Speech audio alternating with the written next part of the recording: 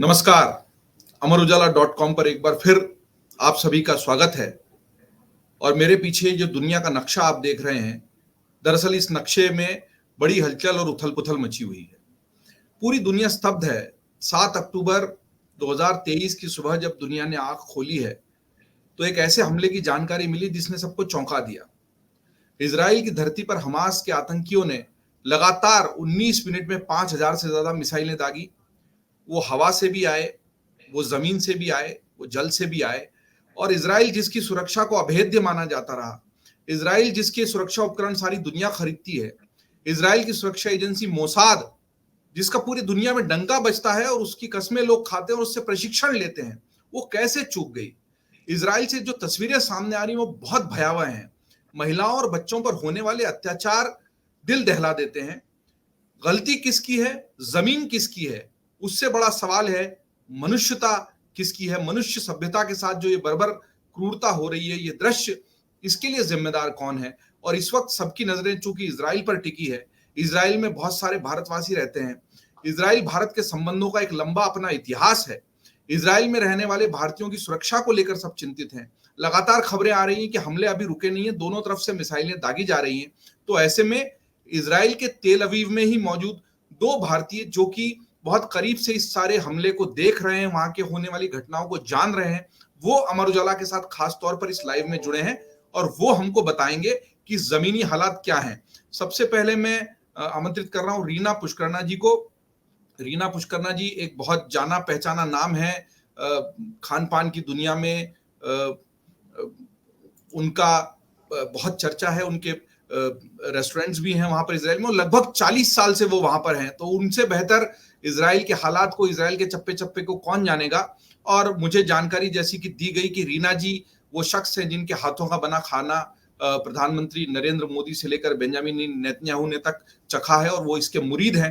तो रीना जी, इस वक्त तो इजराइल का स्वाद बहुत अच्छा नहीं है, वहां की फिजाओं में धुएं का गुबार है और स्वाद में जो बारूद की गंध घुल गई है वो सबको परेशान कर रही है। यहाँ पे काफी हलचल मचा हुआ है। मेरी हिंदी इतनी अच्छी नहीं है। थोड़े शब्द इंग्लिश का बोल दूंगी अंदर। आप मिलीजुली भाषा का प्रयोग कर सकती हैं। हाँ जी। पर यहाँ पे 100,000 इंडियन ज्यूइश फैमिलीज हैं। बेने इस्राएल, कोचिनी, बेन मेनाशे, इराकी कम्युनिटीज से, ये डिफरेंट ज्यूइश कम्युनिटीज जो हिंदुस्तान से आती हैं।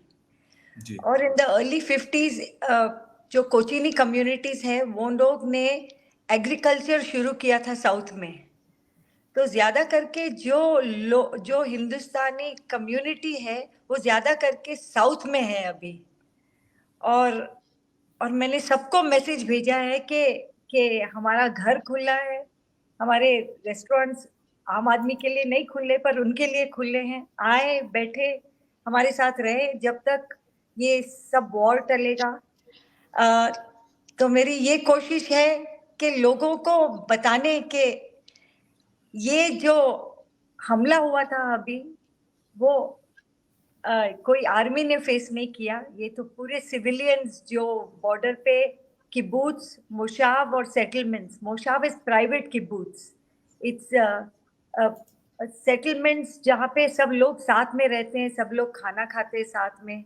किबुत्स कल्चर। तो आजकल इतनी महंगाई हो गई पूरे इजराइल में, तो यंग कपल्स भी बहुत अपना घर जो है किबुत्स में बना रहे हैं वहां पे। और सब ये वॉर में, ये हादसे में पकड़े गए। वहां पे एक म्यूजिक फेस्टिवल चल रही थी। बहुत यंगस्टर्स थे क्योंकि आर्मी के बाद या आर्मी के पहले, स्कूल खत्म होने के बाद, और वो सब या तो आधे मारे गए और आधे होस्टेज ले लिए गए। बच्चों को उठा के लेकर गए, 2 साल के बच्चे, 5 साल के बच्चे गाजा में हैं। बाहर दादियों को 80 साल, 90 साल दादियों को अपने व्हील चेयर में या गोल्फ कार्ट्स में लेकर गए। और फैमिलीज को पता चले बाद में कि वो लोग एंकर्स को फोन कर रहे कि प्लीज हमको मदद करो, हमारे बच्चे कहाँ पे हैं, हमारे फैमिलीज कहाँ पे हैं। आधे तो फैमिलीज बंकर्स में बैठे हुए थे, बॉम्ब शेल्टर्स में, जहाँ पे हर घर में यहाँ पे बॉम्ब शेल्टर है। तो ये हम सब जो हमारे सिविलियंस हैं वो मारे गए हैं उधर। हाँ, बाद में काफी आर्मी आई उनको सेव करने के लिए, मगर वो 5-6 घंटे के बाद थे। तो माएँ जो है हॉस्पिटल्स जा रही हैं, मॉर्ग्स में जा रही हैं अपने बच्चे ढूंढने। Very sad situation. ये लोग पैलेस्टीनियन पैलेस्टीनियन कहते हैं, ये पैलेस्टीनियन नहीं है। पैलेस्टीनियन रोज अपनी रोजी रोटी कमाने के लिए इजराइल आते हैं। मेरे यहाँ पे डिश वॉशर्स, क्लीनर्स सब पैलेस्टीनियंस हैं। वो बेचारे मारे गए अभी उधर। ये तो आतंकवादी हमास हैं। तो मेरी प्रार्थना है पूरे दुनिया से कि वो इजराइल का सपोर्ट करे इस बुरे वक्त में, क्योंकि अभी जो सुन रहे हैं हम कि नॉर्थ की तरफ भी हिजबुल्ला जो है वो कोशिश कर रही है फायर करने के लिए। तो Israel is surrounded by enemies, surrounded. और वाकया का क्या था कि वो सऊदी अरेबिया से दोस्ती बनाए। सब अरब देश आस्ते आस्ते आ रहे थे दोस्ती बनाने के लिए इजराइल के साथ। इकोनॉमिक सिचुएशन आगे बढ़ रही थी, सब कुछ बहुत अच्छा लग रहा था। अभी मैं हिंदुस्तान में थी 4 दिन में, दुबई के थ्रू आई थी।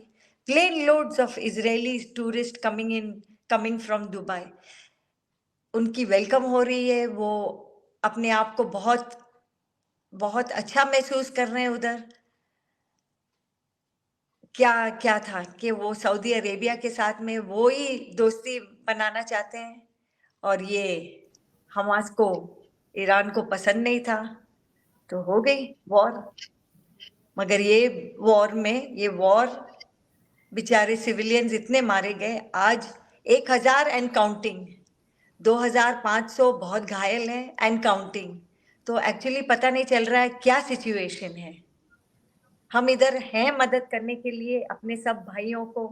कल काफी खाना मैंने अपने रेस्टोरेंट से पैक पैक करके भेजा सोल्जर्स को। इससे ज्यादा हम क्या कर सकते हैं। आपकी भावुकता को समझा जा सकता है रीना जी, और आप भावुक थी इसलिए मैं भी नहीं बोल पा रहा था। मुझे सिहरन हो रही है आपकी बातों को सुनकर। और ऐसे ही तेल अवीव से ही एक और भारतीय हमारे साथ हैं, मैं उनको ला रहा हूं स्क्रीन पर। प्रोफेसर खिमराज जांगिड़ जी हैं। जांगिड़ साहब राजस्थान के रहने वाले हैं और यहीं पर सोनीपत के एक विश्वविद्यालय में पढ़ा रहे थे और अभी 2 साल से वहां पर एक रिसर्च कर रहे हैं। वहां की द बेन गुरियो यूनिवर्सिटी जो है इजराइल की, उस विश्वविद्यालय से जुड़े हैं। फिलहाल तेल अवीव में है, लेकिन वो उसी क्षेत्र से आते हैं दक्षिण के जहां पर ये सारा हमला हुआ। जांगिड़ जी से भी हम सुनना चाहेंगे, जांगिड़ जी कैसे हालात हैं और ये सब कैसे हो गया। सारी दुनिया अभी तक तो, जबकि इजराइल इंतकाम लेने की कोशिश कर रहा है, अपने जख्म सहलाने की कोशिश कर रहा है, अभी तो हम लाशों को भी पूरी तरह गिन नहीं पाए हैं, बंधक कितने ये भी नहीं पता है। ऐसे में आप वहां खुद बैठे हैं जहां पर ये सब हुआ है, क्या किस तरह देखते हैं आप इस सबको? ये बहुत ही डरावना है। पिछले 2.5 दिन से जितनी भी चीज़ें हुई और जिस यूनिवर्सिटी में मैंने पिछले 2 साल से काम किया है, उस यूनिवर्सिटी के बहुत से परिवारों ने अपने जनों को खोया है। मेरे खुद के अच्छे मित्र हैं जो एक कॉन्फ्रेंस में कीनोट स्पीकर होने वाले थे। इतवार को मुझे उसी यूनिवर्सिटी में एक किबुत्स में होना था। सदे बोकेर करके एक किबुत्स है जो ओफाकीम किबुत्स के बिल्कुल आगे है। मैं ऐन मुमकिन है कि आज वहीं फंसा होता पिछले 2.5 दिन से। जो मेरे प्रोफेसर थे जो कीनोट स्पीकर थे, उनकी बेटी और उनके दामाद अपने ही घर में गोलियों से मारे गए और उनका 12 साल का बच्चा करीब करीब 15 घंटे उस घर में अपने माँ बाप के खोने के बाद फंसा रहा। तो जो हुआ है वो बिल्कुल ही मतलब आलोचना क्या कहिए, मतलब निंदा क्या कहिए, ये तो मतलब जघन्य अपराध है। इससे बड़ी क्रूरता आप किसी इंसान पे नहीं देख सकते।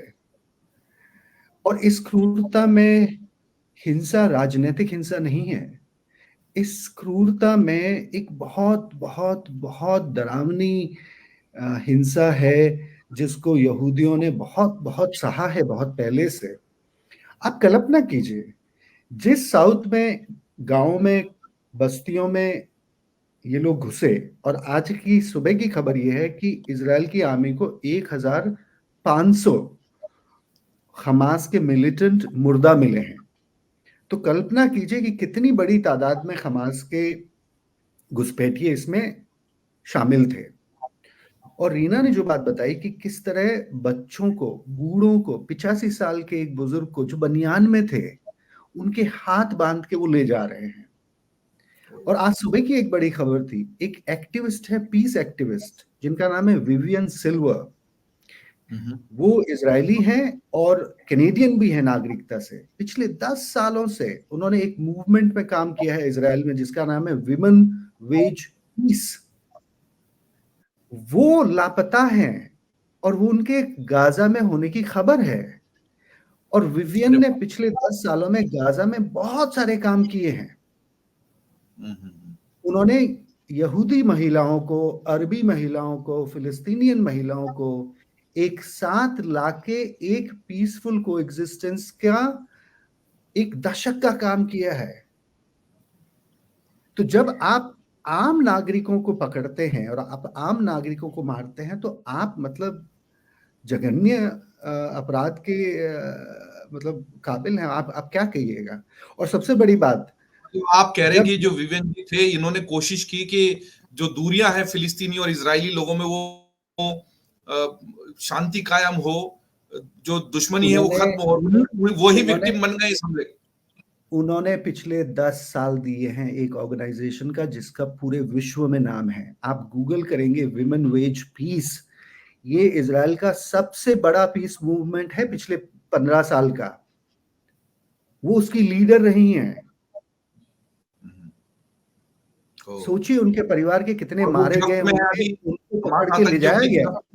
के बाद आप कह रहे हैं जी, आज सवेरे मेरा तो दिल दहल गया क्योंकि विमेन वेज पीस में मैं कईयों को जानता हूं जो काम करते हैं। दूसरी सबसे बड़ी त्रासदी कहिए, शुक्र मनाइए हिंदुस्तान का कोई वर्कर नहीं मारा गया, पर नेपाल के 10 वर्कर मारे गए हैं। नेपाल के कुछ वर्कर अब गाजा में बंदी हैं।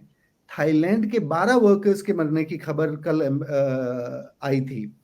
थाईलैंड की एम्बेसी अब कोशिश कर रही है अपने मुर्दों को घर ले जाने के लिए। थाईलैंड के अभी भी काफी सारे वर्कर हैं जो गाजा में बंद हैं। अर्जेंटीना की खबर यह है कि उनके 10 से 12 वर्कर मारे गए हैं। तो ये हुआ क्या, इस नरसंहार में हमास के आतंकवादियों ने ये भी फर्क नहीं किया कि यहूदी और इजरायली के अलावा भी कोई इंसान है वहां पे। मतलब जो मिला उनको इन्होंने मार दिया, जो मिला उनको इन्होंने मार दिया। और इससे सबसे बड़ी जो नुकसान होगा वो नुकसान होगा फिलिस्तीन के कॉज को, मतलब फिलिस्तीन का जो हेतु है। देखिए, हमास जीत रहा है, हमास जीत गया इजराइल को डरा के, पर फिलिस्तीन का अब क्या होगा?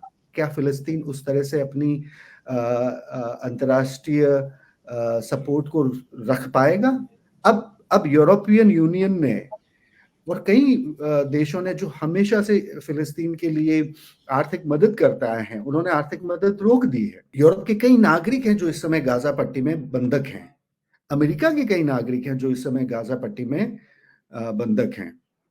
देखिए, इस लंबे फिलिस्तीन इजराइल के झगड़े में कौन सही और कौन गलत है ये देखना बिल्कुल ही फिजूल है। मैं आपको एक मिसाल देता हूं। 1982 में लेबनान में एक फलस्तीनियन रेफ्यूजी कैंप में मैसेकर होता है जिसे कहते हैं शबरा और शतीला। उस समय इजराइल के डिफेंस मिनिस्टर एक मिलिट्री ऑपरेशन को लेके लेबनान में बेरूत में थे। उनके ऊपर आरोप यह लगाता था कि उन्होंने लेबनीज मिलिशिया के हमले से फिलिस्तीन के रेफ्यूजी को मरने दिया, जबकि इलाका पूरा उनके कब्जे में था। मेरे ख्याल से जो अब इजरायलियों के साथ हुआ है वो शबरा शतीला के नरसंहार से 10 गुना भयानक हुआ है। और ये बात फिलिस्तीन के लोगों के लिए बहुत बहुत बहुत नुकसान वाली साबित होगी। मैं कल की खबर पढ़ रहा था, हिंदुस्तान में अभी बात चर्चा चल रही है कि भाई हमास को आप आतंकवादी ना कहिए। कांग्रेस पार्टी की जो रिजोल्यूशन आई है वो बहुत ही डरावनी है। उन्होंने कहा कि बस हम फिलिस्तीन के राइट और उनके राज्य की फिक्र करते हैं। भाई आप उनके राज्य को दिलाएंगे कैसे? हिंसा करवा के? आपको हिंसा की तो निंदा करनी पड़ेगी, और उसके लिए ज्यादा सीखने की जरूरत नहीं है। आप आधे से ज्यादा फिलिस्तीनियों को देख लीजिए जो वेस्ट बैंक में रहते हैं, वो नहीं समर्थन करते हमास का, वो हमास के पीछे लामबद्ध नहीं होते। हमास के पास बहुत बहुत छोटी आबादी है कब्जे में जो गाजा पट्टी में है, और हमास को इस दुस्साहस की जो पूरी छूट मिली थी, वो रीना जी ने बहुत सही कहा कि ईरान नहीं चाहता था कि इजराइल का सऊदी अरेबिया के साथ नॉर्मलाइजेशन हो। इसीलिए ईरान का, हिजबुल्लाह का, हमास का और इस्लामिक जिहाद का एक मिला जुला ये ऑपरेशन है। और आप कल्पना कीजिए कि जब इन्होंने सोचा होगा कि हम दक्षिणी इजराइल में घुसेंगे तो हम किसे मारेंगे? हम सिपाही को मारेंगे, इजरायली पुलिस को मारेंगे, या जो इजरायली मिल गया हम उसे मार देंगे? बहुत गंभीर बात आप कह रहे हैं प्रोफेसर साहब, और जो मैं देख रहा हूं कि एक तरह की अलग तरह की सिंपैथी भी है कई लोगों में, और वो हमास को फिलिस्तीन के संघर्ष से जोड़ रहे हैं। मुझे लगता है कि अभी दुनिया में बड़ी जरूरत इस बात की है कि फिलिस्तीनियों का संघर्ष अपनी जगह, हम तो कह ही नहीं रहे कि जमीन का जो संघर्ष है या सभ्यताओं की जो लड़ाई है वो अपनी जगह है, लेकिन किसी के घर में घुस के महिलाओं, बच्चों को, 85 साल के बुजुर्ग को, और शांति की मसीहा जो महिला बनी रही, आप बता रहे हैं 10 साल तक, उनको मार देना, इसके साथ जिसकी भी सहानुभूति है वो फिर मनुष्यता के साथ तो नहीं खड़ा है कम से कम। वो मनुष्यता की बात नहीं है, वो अपनी ओछी राजनीति वाली बातें करते हैं। आप ये बताइए ना कि बुनियादी तौर पे हो क्या रहा है? हो ये रहा है कि मासूम बच्चों और महिलाओं और बुजुर्गों को निर्ममता से मारा गया है। बात ये है। रीना जी ने एक म्यूजिक फेस्टिवल की बात कही। साउथ में शुक्र और शनिवार की रात को करीब करीब 3000 लोगों का एक फेस्टिवल चल रहा था। उसमें ज्यादातर जो ये शरीक सुपरनोवा फेस्टिवल था शायद, सुपरनोवा हाँ, म्यूजिक फेस्टिवल। वो बच्चे थे, मतलब 20 साल के, 25 साल के, 30 साल के युवा अधिकतर। हमास के मिलिटेंट्स के पास उसकी इंफॉर्मेशन थी। उन्होंने अलग से तैयारी करी थी कि इस भीड़ को कैसे मारा जाएगा। आप यकीन नहीं करेंगे, उस एक जगह से 260 मुर्दा लोगों को उठाया गया है। ये लोग आर्मी यूनिफॉर्म में नहीं है, ये लोग सेटलमेंट्स में भी नहीं रहते कि आप कहें कि साहब आप तो सेटलर हैं, आप तो फिलिस्तीन की जमीन पे कब्जा किए हुए हैं। इनमें से कई हैं जो इजराइल के पीस मूवमेंट के बहुत बड़े एक्टिविस्ट हैं, जिन्होंने हमेशा अपनी सरकारों के खिलाफ जाके कहा है कि फिलिस्तीन के राज्य को दर्जा मिलना चाहिए, 2 स्टेट सॉल्यूशन होना चाहिए, इजराइल को कोएग्जिस्टेंस का राइट है पर फिलिस्तीन के ऑक्यूपेशन का राइट नहीं है। आप सोचिए उन लोगों पे क्या बीती होगी। बिल्कुल ठीक बात है, बहुत गंभीर बात प्रोफेसर साहब कह रहे हैं। प्रोफेसर इसलिए टोक रहा हूं सिर्फ आपको, क्योंकि बहुत लोग कमेंट्स पे भी हमारे साथ, बहुत सारे लोग लाइव में जुड़ गए हैं, और बहुत सारे लोगों की जो मैं उनको बताना चाहता हूं कि डिफरेंशिएशन कहां पर है, ये फर्क कहां पर है। जो कोई आपकी जमीन छीनने के लिए लड़ रहा है, वो अगर देश है और वो सैनिक है तो आप उससे बदला ले सकते हैं, लेकिन जब आप निर्दोष लोगों को मारते हैं तो आप उन सब लोगों के प्रयत्नों पर भी पानी फेर देते हैं जो दरअसल इस मसले का हल ढूंढ रहे हैं शांतिपूर्ण तरीके से। लड़ाई तो किसी मसले का हल नहीं हो सकती। तो मुझे लगता है कि वेटर्स भी थे उधर, काफी मेरे जो बच्चे स्कूल खत्म हो गया था उनका, जो उनको थोड़ा सा टाइम मिलता है if they go to university और if they go to army, काफी मेरे वेटर्स थे उधर। वो भी इसमें मारे गए, वो 16 साल और 17 साल के। Oh my God. जयदीप, मैं आपको मिसाल देता हूं। 2 साल पहले एक गाजा का वॉर होता है इजराइल के साथ, जैसे ये रॉकेट्स बमबारी होती है जी। अरुंधति रॉय और बहुत सारे लेफ्ट और लिबरल के इंटेलेक्चुअल्स ने, जिनसे मैंने बहुत सीखा है, मैं जेएनयू में 9 साल पढ़ा हूं, मैंने उनको बहुत बहुत अपनी जिंदगी में गुरु माना है और आज भी वो गुरु हैं कई मायनों में, कई मुद्दों पर। पर उन्होंने दो साल पहले 21 में एक स्टेटमेंट जारी करी थी। वो स्टेटमेंट थी कि हमास के जो रॉकेट्स हैं वो है रॉकेट्स ऑफ रेसिस्टेंस। मैं उस स्टेटमेंट को बिल्कुल नहीं पचा पाया, तो मैंने एक लेख लिखा कि कैसे आप हमास जैसी ऑर्गेनाइजेशन और इस्लामिक जिहाद जैसी ऑर्गेनाइजेशन को फिलिस्तीनियन रिप्रेजेंटेटिव मानने की गलती ना करें। अव्वल तो वो फिलिस्तीन के रिप्रेजेंटेटिव है नहीं, फिलिस्तीन की आधी से ज्यादा आबादी उनके साथ है नहीं। आप उनकी हिंसा को जायज क्यों ठहराते हैं? आप जब उनकी हिंसा को जायज ठहराएंगे तो फिर आप एक राष्ट्र की हिंसा को भी जायज कहेंगे? भाई, मैं अपनी देश की रक्षा के लिए लड़ता हूं, इसलिए मैं किसी को मार सकता हूं। ये बात अक्सर आमीज कहती है। फिर एक ग्रुप ऐसा आता है, वो कहता है देखिए हमारे पास राष्ट्र नहीं है, पर हम राष्ट्र को पाने के लिए लोगों को मारेंगे। तो आप मेरी हिंसा को हिंसा कहते हैं, उसकी हिंसा को क्या कहते हैं आप? लड़ाई तो एक अपने राष्ट्र को बचाने के लिए कर रहा है और दूसरा राष्ट्र को पाने के लिए कर रहा है। मारने की इजाजत दोनों को नहीं होनी चाहिए। बहुत गंभीर सैद्धांतिक बात है ये। और जयदीप, इसकी सबसे अच्छी मिसाल मैं आपको देता हूं। मैं अपने बच्चों को जब पॉलिटिकल साइंस पढ़ाता हूं तो मैं उनको कहता हूं कि आपने कभी तिब्बतन नेशनल मूवमेंट को देखा है? दलाई लामा अपने लोगों के साथ भारत के कितने रेफ्यूजी सिटीज में कितने सालों से रहते आए हैं। दलाई लामा ने कभी अपने तिब्बतन के लोगों से कहा है कि उठाओ बंदूक और चलो मारने, लड़ने चलो? वो क्यों नहीं कहते मारने के लिए, जबकि अपनी जमीन से विस्थापित हो गए, उनको बेदखल कर दिया गया। दलाई लामा कहते हैं कि नहीं, हमने राष्ट्र खोया है और हमारा धर्म नहीं कहता कि हम किसी को मारें।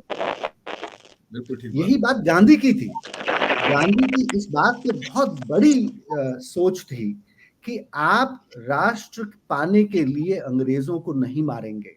हमारे जैसे देश में जहां गांधी ने इतनी बड़ी बात रखी थी और जिस बात की पूरी दुनिया कायल है, उस बात को आज समझने वाले नहीं बचे हैं हमारे देश की राजनीति में। नहीं, अभी G20 हुआ भारत में और राष्ट्रपिता की समाधि पर पूरे सारे राष्ट्राध्यक्ष सिर झुकाकर खड़े थे।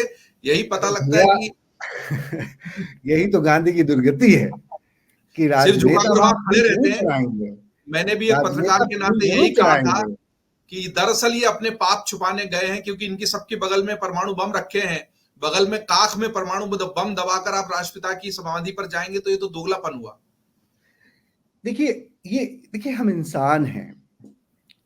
हम किसी अपने मुद्दे के लिए, चाहे वो मुद्दा धर्म का हो, चाहे वो राष्ट्र को पाने का हो, चाहे वो अपनी राष्ट्र की रक्षा करने का हो, हम कभी दूसरे इंसान को उस मुद्दे के लिए नहीं मार सकते। रीना जी, आपको लाना चाह रहा था 1 मिनट। आप बताइए, ये जो सुबह हुई 7 अक्टूबर की, कैसा दृश्य था? कैसे सबसे पहले आप तक सूचना पहुंची? क्योंकि वो घटनाक्रम जो पूरा था ना, वो दुनिया जानना चाह रही है। भारत में उसको लेकर बहुत सारे प्रश्न हैं और फिर उसके आगे की जो स्थिति, उस पर तो आपने, प्रोफेसर साहब ने बताया कि आप वहां पर जो, लेकिन ये कैसे हुआ 7 तारीख की सुबह, ये कैसे हो गया? पहले तो मैं शुक्रिया अदा करना चाहती हूँ प्रोफेसर का कि जिस तरीके से उन्होंने एक्सप्लेन की पूरी हिस्ट्री और पूरी सिचुएशन, मैं 40 साल से ये नहीं सुना। हम लोग सो रहे थे, 6:15 था सुबह। तो हमारे पास होम कमांड है फोन पे, हमारे छोटे फोन्स पे, तो उसमें थोड़ा साउंड आ रहा था, पर सो रहे थे और 6:20 पे पूरी सायरन्स बजी और सायरन्स बार बार बजने लगे। तो हमारे सब घरों में बॉम्ब शेल्टर है, तो हम सब भागे बॉम्ब शेल्टर की तरफ अंदर। फिर होम कमांड कह रहा था you have 1 minute to reach, और ये सब इजरायलियों को, सब एक्चुअली नागरिकों को इजराइल में होम कमांड है। ये होम कमांड की व्यवस्था अभी भारत में नहीं है, लेकिन अभी भारत में एक प्रयोग शुरू हुआ है कि हर मोबाइल पे एक अलर्ट मैसेज आता है किसी त्रासदी के समय, विभीषिका का समय एक अलर्ट। तो आज ही बल्कि उसका प्रयोग हुआ और हमारे अमर उजाला के दफ्तर में भी सब चिंतित थे कि ये इतने अचानक के वार्निंग अलर्ट मैसेज क्यों आ रहे हैं। ये होम कमांड क्या व्यवस्था है, थोड़ा रीना जी बताइए, क्योंकि लोग नहीं जानते इसको यहाँ भारत में, हिंदुस्तान में। ये आर्मी की तरफ से है, ये सिटीजन्स के लिए है कि उनको पता चले कि हमला हो रहा है, कहाँ पे वो जो जा सके, उनकी लोकेशन। एक्चुअली ये ऐप है, ये ऐप को डाउनलोड करना पड़ता है। एंड हम तो टीवी देख रहे 24 घंटे, क्योंकि सब न्यूज जो है, न्यूज एंकर्स बता रहे हो 24/7 टीवी पे है। 3 दिन लगातार वो लोग 10-10 घंटे एक एक शिफ्ट ले रहे हैं और वो लोग बात कर रहे हैं, not only on the television, also जहाँ पे हमला हो रहा है, क्या हो रहा है। जी जी। तो जब आप टीवी आपके देखते पास रहो सबसे तो पहले होम राइट कमांड पे साइड, मैसेज आया, फिर आप लोग बंकरों में चले गए जो, और ये घरों में बंकर होना भी भारत के लोगों के लिए आम बात नहीं है। भारत के लोग नहीं समझते घर में बंकर कैसे होते हैं और क्यों होते हैं। एक्चुअली कभी भी हमारे पास गेस्ट होते हैं हिंदुस्तान से तो वो पूछते हैं बंकर देख सकते हैं आपका। ये बंकर नहीं है, ये this is one of the rooms that has been specially made to hold an attack of a missile और अ रॉकेट और जो भी बोलना चाहे, पर And home people are command used का to live with it. Every home has it, right? Every home every establishment, जब हम रेस्टोरेंट भी खोलते हैं पूछा जाता है हमको म्युनिसिपैलिटी की तरफ से कि आपका बॉम्ब शेल्टर किधर है। और जो जो हमारे पास जो लड़के काम कर रहे हैं वो जो जहाँ पे वो रह रहे हैं उनके पास बॉम्ब शेल्टर नहीं है, वो घरों में, वो पुराने बिल्डिंग है तो उनको पार्क में जाना पड़ता है। पार्क्स के नीचे बॉम्ब शेल्टर्स बने हुए हैं जैसे आप देख रहे हो यूक्रेन में, पर वो चाहते हैं कि वो रेस्टोरेंट में ही रहें क्योंकि नीचे बॉम्ब शेल्टर्स हैं और वहां पे खाना और पीना सब है। जो हम लोग टीवी देखते हैं वो जब अटैक होती है, जब रॉकेट्स फेंका जाता है वहां पे, तो टीवी के राइट हैंड साइड पे पूरे इंस्ट्रक्शंस आते हैं ऑरेंज कलर में होम कमांड से कि इतने रॉकेट भेजे गए और कौन सी तरफ उन वो आने वाले हैं। तो पूरी एरिया बताते हैं और वो एरिया हम तो गुशडान एरिया, शरोन एरिया में हैं, तो वो बताते हैं कि आपके पास होम कमांड में आपके पास 1 मिनट है या 1.5 मिनट है अब बॉम्ब शेल्टर पहुंचने के लिए। तो हमको अंदर जाके बैठना पड़ता है और दरवाजा जो है वॉल्ट जैसे है वो बंद करना चाहते हैं, क्योंकि अगर वो बंद नहीं करेंगे it's no use sitting in the bomb shelter. तो हम तो सिंपल सिविलियंस हैं, पर मैं बताना चाहती हूँ आपको कि 24-24 घंटे फैमिलीज वो बॉम्ब शेल्टर्स में बैठे हुए थे जहाँ पे पूरा हमला हुआ था। ना तो पानी था, ना तो उनको खाना था। बच्चों को किया गया था, छोटे छोटे बच्चे, 5 साल 10 साल के बच्चे के डोंट मेक अ साउंड, और आतंकवादी सब घूम रहे उनके घरों में और वो लोग बॉम्ब शेल्टर की तरफ जा रहे हैं। And fathers and mothers are holding the handle of the bomb shelter ज्यादा उसको के बाहर से अगर वो कोशिश भी करना चाहे तो खुले नहीं। एंड ऐसे अपने फैमिलीज को बचाना चाह रहे थे वो लोग, कई बचा सके कई नहीं। और फिर अगर आतंकवादी ने खोला वो, तो वो बेरहमी से सबको मार रहा है अंदर बॉम्ब शेल्टर में, या बच्चे हो या माँ हो बाप हो जो भी हो बैठे हुए अंदर, क्योंकि वो लोग और दूसरा उनका टैक्टिक था, वो लोग ग्रेनेड्स, अगर बॉम्ब शेल्टर नहीं खुल रहा था तो वो लोग ग्रेनेड्स लेके घरों में फेंक रहे हैं, तो पूरा घर जल रहा है। तो वो लोग सोच रहे हैं कि अभी क्योंकि घर जल रहा है ये लोग बाहर आएंगे, काफी लोग नहीं आए बाहर and they were burnt to death. So which army is this? Which human rights is this? हम तो सिर्फ सुन रहे टीवी पे क्या क्या बीता सबके साथ। कई कई फैमिलीज में ग्रैंडफादर ने गन लिया और अपने बच्चों को, वो बाप उसका बेटा बोल रहा है उसको, dad I am in this shelter, I am here, उसने जाके अपने बच्चों को बचाया। कहाँ का हिंसा, कहाँ का कौन आतंकवादी, ये क्या है? प्रोफेसर साहब, जब आप रीना जी के सवाल सुनते हैं तो हम तो निशब्द हो जाते हैं, क्योंकि सचमुच इसका कोई जवाब नहीं है। ये किस तरह का इंसाफ है, ये किस तरह की हक की लड़ाई है। जो लोग इसको हक की लड़ाई कह रहे हैं वो कैसे कह सकते हैं? ये वहशीपन है। ये पागलपन है, और ये पागलपन या तो मुल्क के नाम पे होता है या मुल्क के पानी की लड़ाई के नाम पे होता है। हमें बुनियादी तौर पे ये समझना होता है कि हम किस हिंसा को, किस लड़ाई को जायज कहना बंद करेंगे। आपने एक बड़ा अहम सवाल पूछा था और मुझे पता है कि भारत में इस बात की बड़ी चर्चा है कि आखिर ये ऐसा हुआ कैसे इजराइल के साथ, जी जी, और आपने सुबह। मुझसे पूछा भी था। इजराइल की बदकिस्मती ये रही कि यहाँ के राजनेताओं ने पिछले 10 महीने से अपने स्वार्थ और अपनी पावर की राजनीति के चलते सारी आर्मी की सिक्योरिटी अलर्ट्स को बिल्कुल बिल्कुल दरकिनार कर रखा था। इजराइल के डिफेंस मिनिस्टर से बदकिस्मत आज कोई शख्स नहीं हो सकता। उनका नाम है योआव गलांट। उन्होंने मार्च के महीने में इस्तीफा तक दे दिया था, मतलब इस्तीफा देने की धमकी दी थी कि मैं डिफेंस मिनिस्टर नहीं रहूंगा अगर सरकार जुडिशियल रिफॉर्म्स के नाम पे होने वाले देश के बंटवारे को रोकेगी नहीं। प्राइम मिनिस्टर ने उस बात पे उनको फायर तक कर दिया, कहा कि I sack you for opposing the government. और उन्होंने कहा कि मैं सरकार का विरोध ना करूं तो क्या करूं, जबकि वो सरकार उनकी खुद की है, वो बेंजामिन नेतन्याहू की खुद पार्टी के हैं। पर उन्होंने कहा कि आप अपनी राजनीतिक लड़ाई के लिए इस देश को जब बांट रहे हैं तो आपको ये ध्यान रखना होगा कि इस देश की आर्मी वॉलंटियर्स पे डिपेंड करती है। जब लोग बटेंगे तो वही बटने वाले लोग आर्मी में भी बटेंगे। इंडिया की तरह इजराइल की कोई प्रोफेशनल आर्मी नहीं है, यहाँ हर शख्स उस आर्मी में सर्व करता है। तो उसने कहा कि आप इजराइल की आर्मी को नहीं बचा सकते अगर समाज बट जाता है। डिफेंस मिनिस्टर को फायर करने के बाद प्राइम मिनिस्टर नहीं फायर कर पाए क्योंकि दूसरे सिक्योरिटी चीफ्स और मोसाद के हेड ने कहा कि आपने अगर डिफेंस मिनिस्टर को फायर किया तो आपको सबको फायर करना पड़ेगा। तो मार्च में वो डिफेंस मिनिस्टर बच गए।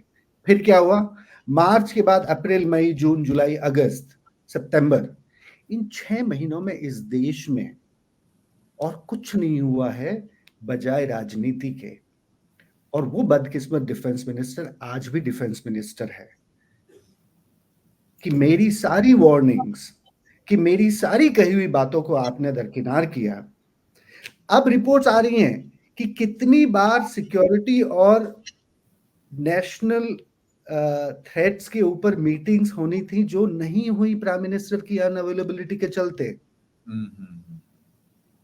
तो बड़ी इजराइल गंभीर बात कह रहे हैं कि जो पूरा वहां पर सुप्रीम कोर्ट के अधिकार छीनने को लेकर विरोध चला है प्राइम मिनिस्टर बेंजामिन नेतन्याहू का, ये पूरे हमले की जड़ में वो है क्योंकि उसकी वजह से सुरक्षा कहीं ना कहीं दरकिनार हो गई, सुरक्षा हाशिए पे चली गई इजराइल की। सुरक्षा गई है, और सुरक्षा गई है डिफेंस मिनिस्टर के चिल्लाते चिल्लाते। आप किसी भी एक्स मोसाद के हेड, आप किसी भी सिक्योरिटी हेड की पिछले 6 महीने की स्टेटमेंट्स उठा के देख लीजिए। वो बार बार कहते रहे हमारे दुश्मन हमारी कमजोरी का फायदा उठाएंगे। ये बात डिफेंस मिनिस्टर ने पार्लियामेंट में कही थी कि अगर हम लोग नहीं संभले, अगर हमने अपनी आर्मी की प्रिपेयर्डनेस को ठीक से नहीं रखा तो हमारे दुश्मन बहुत हैं और हमारी कमजोरी सबको दिख रही है। तो इस बात, कल ही हमने एक अमर उजाला पे भी प्रोफेसर साहब खबर लगाई है कि कुछ 2 देशों के डिफेंस चीफ्स ने भी फोन कर कर बाकायदा ताकीद की थी इजराइल को और ये कहा था कि हमें कुछ सूचनाएं मिल रही है, there are things which are not normal and they seem very unusual, please stay alert। In warnings पर ध्यान नहीं दिया गया। ये अब सब चीजें खुलकर आ रही हैं बात। ये बदकिस्मती है। रीना जी ने जैसे कहा कि आम नागरिक जब सुबह सुबह पकड़े गए आतंकवादियों के द्वारा, 10 घंटे लग गए उन बस्तियों में आर्मी के पहुंचने में, 10 घंटे। और ये सारी बस्तियां इजराइल के अंदर हैं। आपकी आर्मी इतनी मतलब ढीली पड़ गई, बिखरी थी कि आप अपनी छोटी सी जमीन, इजराइल की जमीन बहुत छोटी जमीन, आप 5 घंटे में एक कार से नॉर्थ से साउथ जा सकते हैं। आपकी खुद की आर्मी अपनी बस्ती में नहीं पहुंच पाई, अभी क्योंकि तक आर्मी आतंकवादी है उधर। क्योंकि आर्मी के हेड पिछले 6 महीने से राजनीतिक सुलह करवाने में लगे हुए थे। इसीलिए मैं उस डिफेंस मिनिस्टर को आज बदकिस्मत समझता हूं कि वो चिल्लाते रहे और फिर भी अपनी आर्मी को तैयार नहीं कर पाए।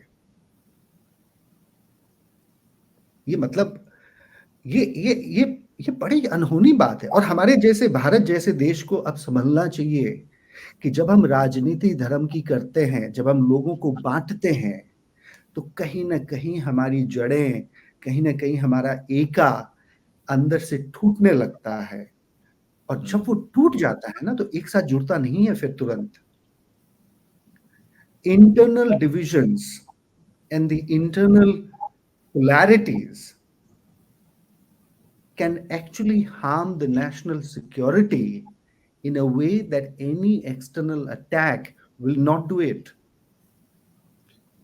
प्रॉब्लम यही है ना जहांगीर साहब कि ये सब वोट बैंक है ना, ये लोग नहीं है, ये धर्म नहीं है, ये जाति नहीं है, ये मजहब नहीं है, ये सब वोट बैंक है। और जब तक राजनेताओं के लिए हम सब लोग वोट बैंक हैं, तब तक उनका नजरिया हमारे प्रति बहुत अलग बना रहेगा। मजहब को बांट कर अगर उनको वोट मिलता है तो वो बांटेंगे। अगर बेंजामिन नेतन्याहू को सुप्रीम कोर्ट की पावर छीन लेने के बाद भी अपनी कुर्सी, अपनी सत्ता बचाने का अवसर मिलता है तो वो करेंगे। हम ऐसी किसी बदकिस्मती से बहुत दूर नहीं है। हमारे देश में जो धर्म का पागलपन चला है, हमारे देश में जो मारने और मरने की एक जुनून को छोड़ा गया है लोगों के ऊपर कि बस धर्म के नाम पे मर जाइए, देश के नाम पे मर जाइए और देश के नाम पे मार दीजिए, किसी को भी पत्थर से मार दीजिए, चाकू से मार दीजिए। ये पागलपन हमें कहीं नहीं इस ले पागलपन जाएगा। को लेकर हम अफसोस ही कर सकते हैं, लेकिन ये पागलपन उस हद तक पहुंच चुका है जहां इजराइल की पूरी धरती, पूरी खून से सनी हुई धरती, बारूद से। और जो अभी आप बता रहे हैं कि रीना जी अभी बता रही थी कि कई जगह अभी भी छुपे हुए हमलावर आतंकी और सेना अभी भी वहां नहीं पहुंच पाई है। रीना जी, थोड़ा जानना चाहूंगा इस बारे में, आपके पास क्या जानकारी है इस तरह की? मेरी जानकारी तो सिर्फ टेलीविजन से है, मगर वो बता रहे हैं कि अभी तक 2-3 सेटलमेंट्स है बॉर्डर पे जहां पे अभी तक आर्मी पहुंच नहीं पाई है।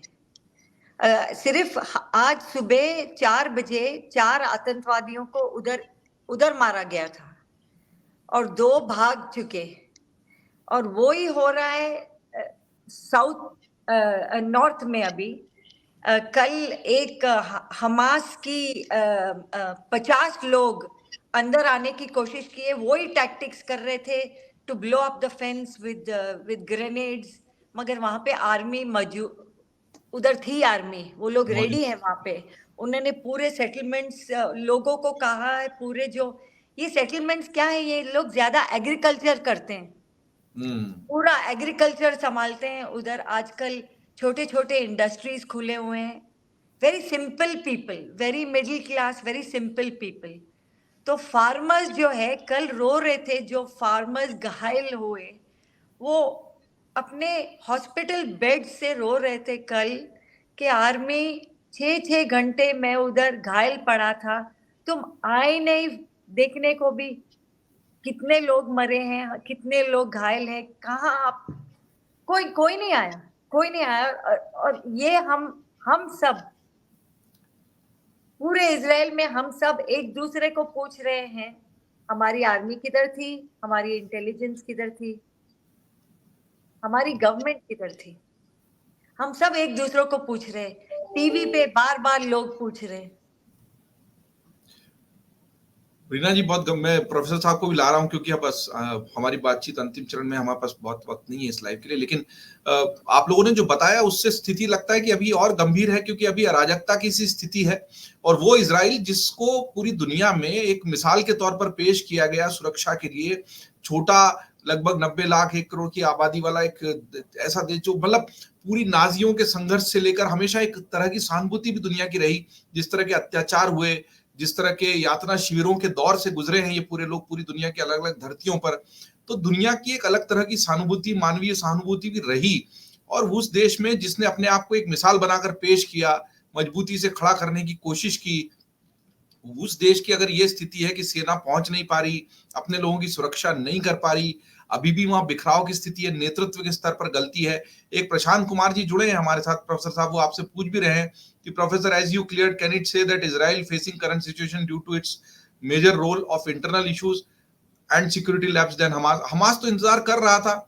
ये मैं इस प्रश्न को स्क्रीन पर ले भी आता हूं। प्रशांत कुमार साहब हैं, प्रोफेसर साहब, इन्होंने ये आपसे सवाल किया है, आपकी बातचीत को सुनकर इन्होंने लाइव में।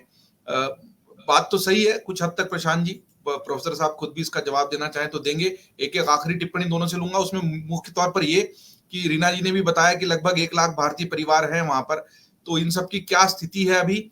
हमने ये भी सुना है कि फ्लाइटों का किराया 10 गुना हो गया, तो उनको आने में दिक्कत हो रही है। और अगर इजराइल की सरकार खुद अपने नागरिकों की मदद अभी नहीं कर पा रही है, तो इन सारे भारतीयों की सुरक्षा को लेकर एक बड़ी चिंता अभी भी रहेगी। सायरन की गूंज अभी थमी नहीं है, रॉकेटों के हमले थमे नहीं है। दोनों तरफ से रॉकेट इजराइल की तरफ से भी चल रहे हैं, मिसाइलें, और मिसाइलें अभी भी हमास की तरफ से, गाजा पट्टी की तरफ से छोड़ी जा रही हैं। मुझे नहीं लगता कि ये जल्दी थमने वाली जंग है, तो इसमें भारतीयों की चिंता रहेगी अहम। तो पहले प्रोफेसर साहब, और आपके पास एक सवाल भी आया है लाइव में, वैसे सवाल कई आए हैं, मुझे लगा नहीं कि वो संपादित करने लायक थे, इसलिए हमने नहीं दिखाए, लेकिन फिर भी एक सवाल था जो उचित लगा, और उसके बाद भारतीयों की स्थिति पर एक टिप्पणी, फिर हम इस लाइव को विराम देंगे।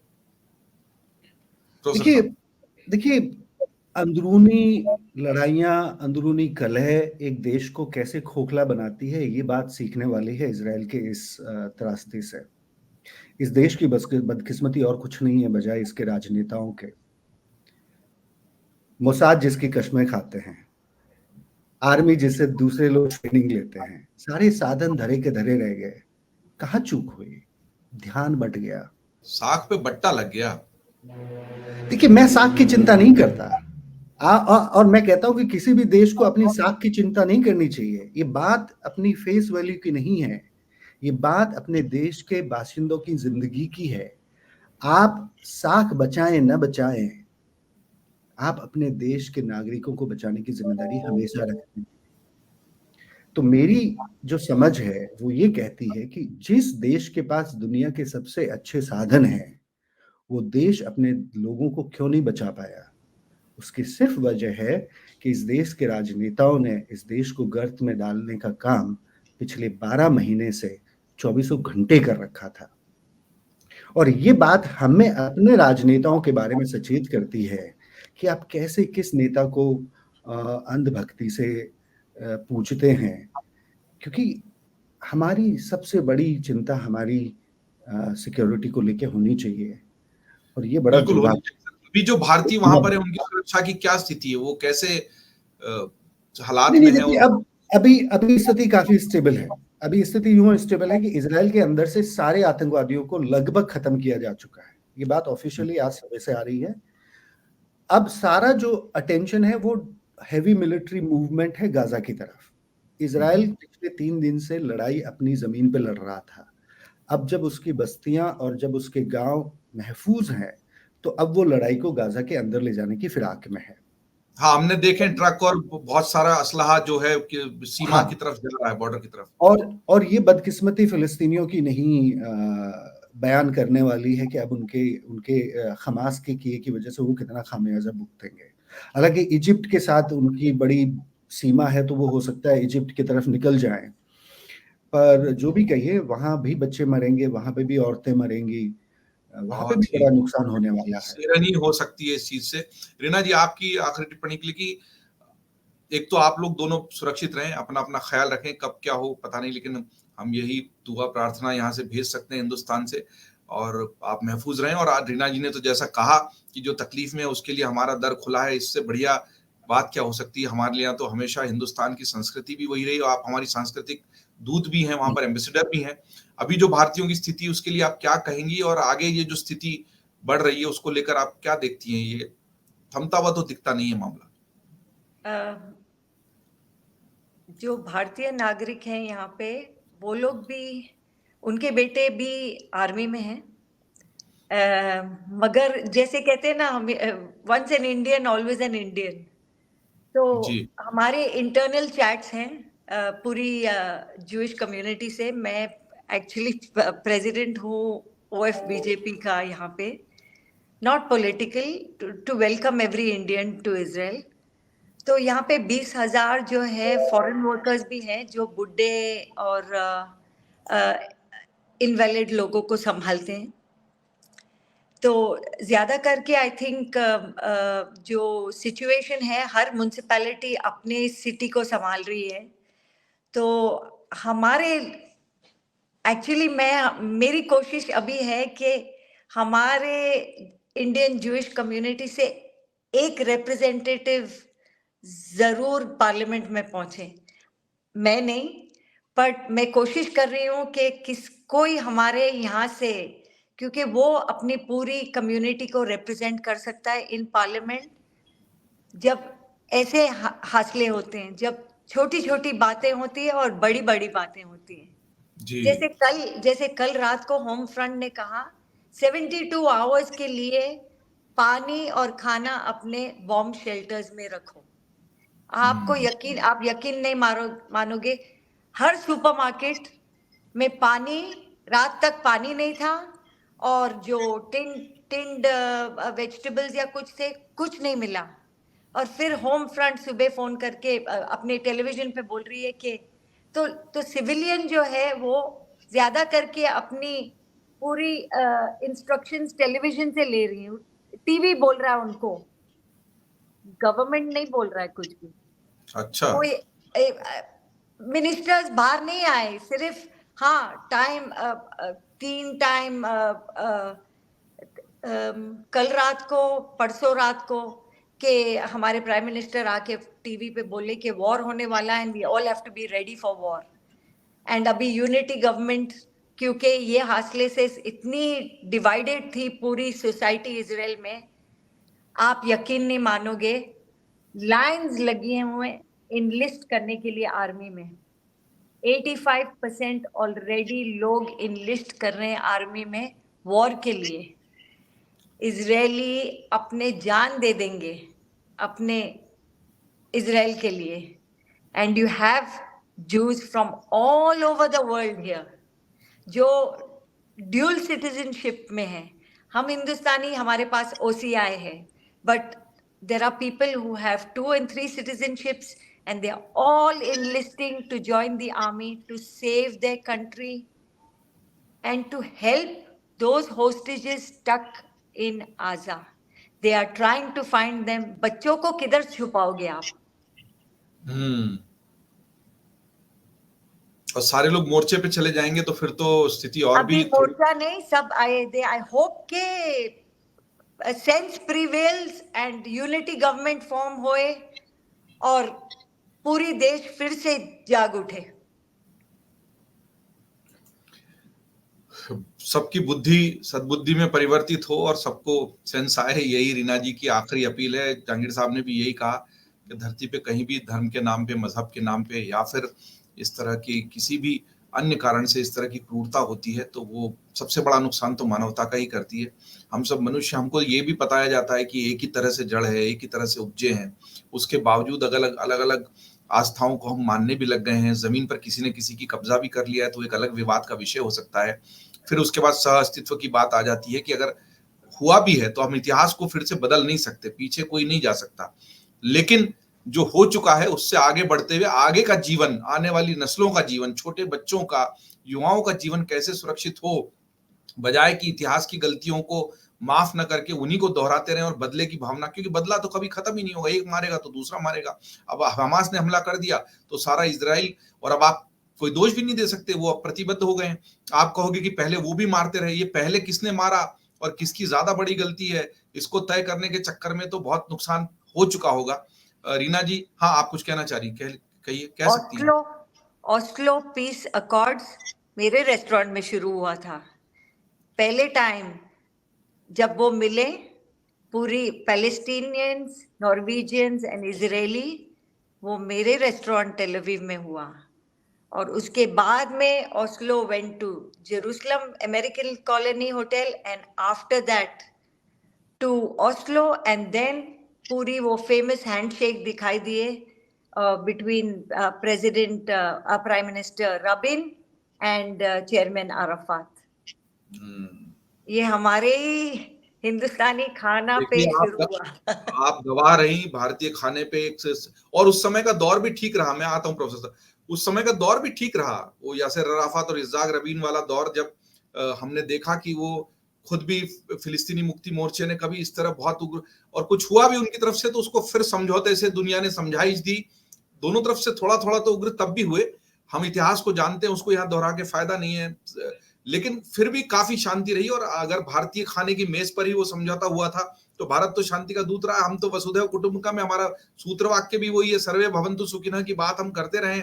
हमने कभी किसी पर आक्रमण करके किसी को नहीं मारा, हम पर चाहे जितने आक्रमण हुए हो, हम तो विक्टिम रहे और हम तो सर्वे भवन्तु करते करते भी पता नहीं कितने सारे आक्रमणों को सहते चले गए। और अभी भी हम दुनिया से फिर भी यही कहते हैं इतनी मार खा के, भाई मत लड़ो। प्रोफेसर साहब कुछ आखिरी टिप्पणी करना चाह रहे थे? नहीं, रीना जी ने एक बात याद दिला दी। हमास के बारे में चूंकि बहुत सारी राय बन रही है लोगों के अंदर भारत में, तो मैं ये बात बताना चाहूंगा कि जब यासिर अराफात ने वो हाथ मिलाया था तो यासिर अराफात को हमास और इस्लामिक जिहाद ने गद्दार कहा था। पूरे ओस्लो के दौरान हमास ने कहा था कि इजराइल और यहूदियों के साथ कोई शांति कभी नहीं हो सकती, हम पूरे पैलेस्टाइन को वापस चाहते हैं। और अराफात बहुत डरे थे कि कहीं उन्हीं को न मार दिया जाए इस शांति वार्ता के लिए। तो हमास की जो इतिहास है, उस इतिहास में मतलब बहुत बहुत काले पन्ने हैं और लोगों को उन काले पन्नों का थोड़ा तो भान होना चाहिए।